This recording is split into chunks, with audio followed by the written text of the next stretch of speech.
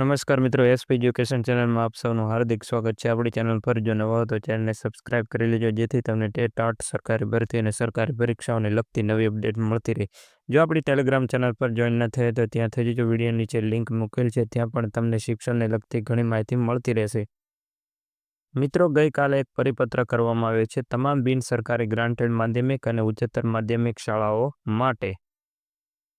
ઉપરોક્ત વિષય તથા સંદર્ભ અન્વયે જણાવ્યું કે સરકારશ્રીના સંદર્ભ 1ના ઠરાવની જોગવાઈ અનુસાર બિન સરકારી ગ્રાન્ટેડ માધ્યમિક અને ઉચ્ચતર માધ્યમિક શાળાઓમાં મંજૂર શિક્ષકોની જગ્યાઓ સામે ખાલી પડેલ જગ્યા નિયમિત રીતે ભરાય ત્યાં સુધી વિદ્યાર્થીઓનું શિક્ષણ કાર્ય અટકે નહીં, તે માટે માનદ વેતનથી કરાર આધારિત જ્ઞાન સહાયકની સેવાઓ લેવાનું ઠરાવવામાં આવેલ છે।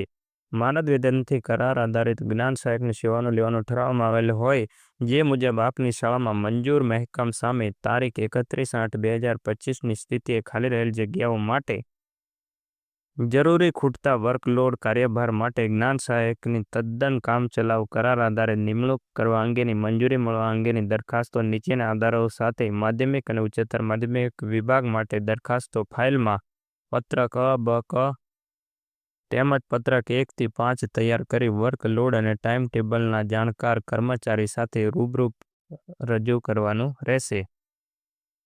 જ્ઞાન સહાયક માટેની જગ્યાઓ 16/9/2025 સુધીમાં રજૂ કરવાની રહેશે અને 31/8/2025ની સ્થિતિએ આ ખાલી જગ્યાઓ દર્શાવવાની રહેશે। આમાં સ્પષ્ટ દર્શાવવામાં આવ્યું છે કે જો આચાર્યની જગ્યા ખાલી હોય તો ત્યાં જ્ઞાન સહાયક મળવા માટે શક્યતા નથી અને જ્ઞાન સહાયકોની જગ્યા 16/9/2025 સુધીમાં દરેક જિલ્લામાં પહોંચી જશે અને દરેક જિલ્લામાં આ જગ્યાઓ મંગાવવામાં આવેલી છે।